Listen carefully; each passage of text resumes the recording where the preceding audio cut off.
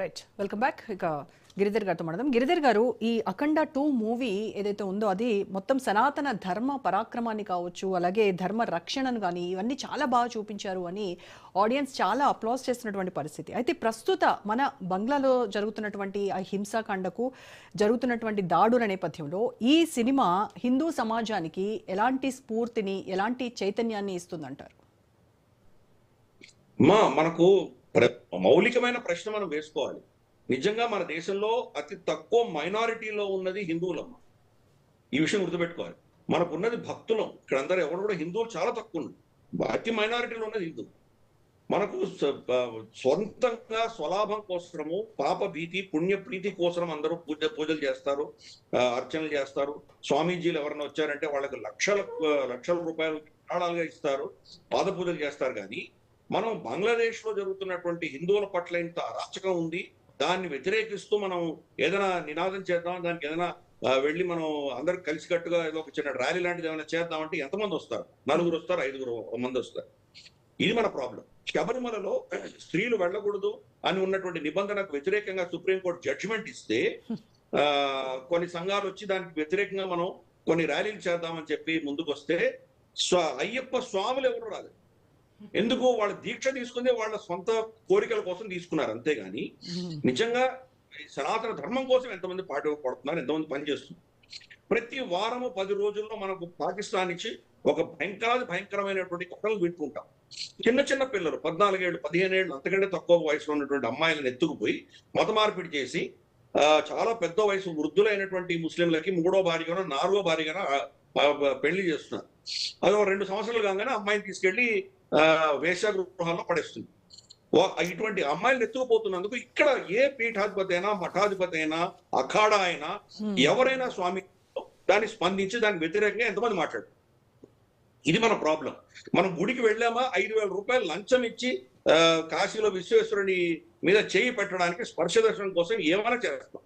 పక్కన ఉన్నవాడు వాడికి సంబంధం లేదు. అక్కడ ఆల్రెడీ అన్యాక్రాంతమైనటువంటి మస్జిద్ లో ఉన్నటువంటి ఒరిజినల్ శివలింగం గురించి మనకు తెలియని కూడా తెలియదు. అటువంటి పరిస్థితి. అందుకని మనం అందరం భక్తులమమ్మ, ఎవరు కూడా హిందువులు కాదు. హిందూ అన్నవాడు సమాజం బాగుండాలి, మన సనాతన ధర్మం బతికి ఉండాలి అని కోరుకునేటువంటి వాడు. తన క్షేమం దాంట్లో ఉంది. వచ్చే జన్మ మనకి ఎవరికి మోక్షం రాదు కదమ్మా. మనం అందరం కూడా మళ్ళీ ఏదో మనం చేసిన పాపాలకి మనకేదో మోక్షం వచ్చే సిచ్యువేషన్ లేదు, మళ్ళీ పుడతాము అని నమ్మేటువంటి సంస్కృతి హిందువులు. కాబట్టి మళ్ళీ వచ్చే జన్మలో నేను పుట్టేసరికి ఇది ఇస్లామిక్ రిపబ్లిక్ ఆఫ్ హిందుస్థాన్ అయితే నా పరిస్థితి ఏంటి? కాబట్టి నేను వచ్చినప్పటికీ ఇక్కడ ధర్మం బతికుండాలి. ధర్మం ఉన్నటువంటి ప్రాంతంలో నేను మళ్ళీ పుట్టాలి. కాబట్టి ఇక్కడ ధర్మం సుస్థిరంగా ఉండాలి. అందుకని మన పెద్దలు ఏం చెప్పారు? ధర్మో రక్షతి రక్షిత అని చెప్పారు. ధర్మం బతికుంటేనే మనకు క్షేమం ఉంటుంది. కానీ మనం మన స్వలాభాల కోసం మాత్రమే చూస్తాం. ఆలయాలకు వెళ్తారు, వెళ్ళి ఇట్లా దర్శనం చేసుకున్నారా వెళ్ళిపోయారు. ఆలయంలో ఉన్న శిల్పకళ కానీ అక్కడ ఉన్నటువంటి ఎటువంటి ఆగమ శాస్త్రం ఉంది కానీ ఎవరికి పట్టదు. వ్యక్తిగతమైన లాభాల కోసమే వెళ్తున్నాం మనం. కాబట్టి మనం భక్తులము. భక్తులకి హిందువులకి తేడా తెలుసుకోవాలి. హిందూ అన్నవాడు సమాజ హితం కోరుకునేటువంటి వాడు, సనాతన ధర్మం బతకాలని కోరుకునేటువంటి వాడు, శాంతి కోరుకునేటువంటి వాడు. కానీ శాంతి ఎప్పుడు ఉంటుందంటే మీ దగ్గర అస్త్రం ఉన్నప్పుడే శాంతి ఉంది. మన హైందవ ధర్మంలో ఏ దేవి కానీ దేవత కానీ అస్త్రం లేని ఒక దేవతను చూపించమన్నా. ఈవెన్ సరస్వతి అమ్మవారి దగ్గర కూడా పాశహస్తధరి అనే వాడికి పేరు. కాబట్టి అస్త్రం లేని దేవత లేరు. మనకు అస్త్రం ఉన్నప్పుడే మనకు శాంతి ఉంటుంది. దాని నుంచి మనం దూరం చేసేసరికి మా చాలా శాంతి కోరుకునేటువంటి మతం. కాబట్టి మేము దీన్ని పట్టించుకోమండి, ఎక్కడైనా మేము అందరం వెళ్ళి చేస్తామని మా చేత కాదండి. సరే మీ చేత కాదు, మీరు అందరూ ధర్నాలు ర్యాలీలు చేయలేదు.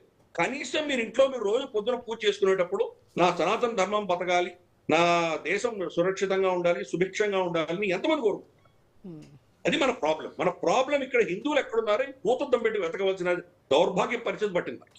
భక్తులం ఉన్నాం, భక్తులే. మన ప్రవచనకర్తలు వస్తారు, ప్రవచనకర్తలు వస్తే వాళ్ళ మీద వేలాది మంది వెళ్ళి వాళ్ళని పెట్టుకుంటారు. వీళ్ళనే అడిగి చూస్తేనే అటువంటి ప్రవచనకర్తలతో చాలా క్షేత్రాలకు వెళ్ళిన వాళ్ళని నేను మాట్లాడాను. మథురకు వెళ్ళారట వాళ్ళందరూ 10 రోజులు 15 రోజులు ఆ ప్రవచనాన్ని వినొచ్చారు. అక్కడ మస్జిద్ చూసారా, శ్రీకృష్ణ జన్మస్థానాన్ని విరగొట్టి ఔరంగజేబ్ మస్జిద్ కట్టారు, దాన్ని చూసారంటే ఊర్లో చాలా మస్జిదులు ఉంటాయండి, ఎవరు చూస్తారండి అంట. సో ఇటువంటి భావజాలం ఉన్నటువంటి హిందువులని ఏమై ఎక్స్పెక్ట్ చేస్తామా?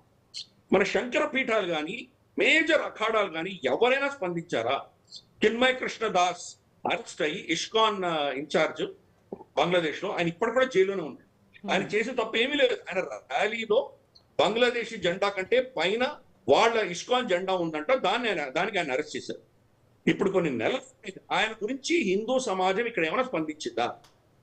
ఈ రోజు చంద్రదాస్ చనిపోయినందుకు సడన్ గా ఈ రోజు విహెచ్పి, కనీసం ఒక సంస్థ అయినా విహెచ్పి లాంటి సంస్థ ఏదో వెళ్ళి కొంత ధర్నాలు చేసింది. కానీ ఇన్ని హిందూ సంస్థలు, సోకాల్డ్ హిందూ సంస్థ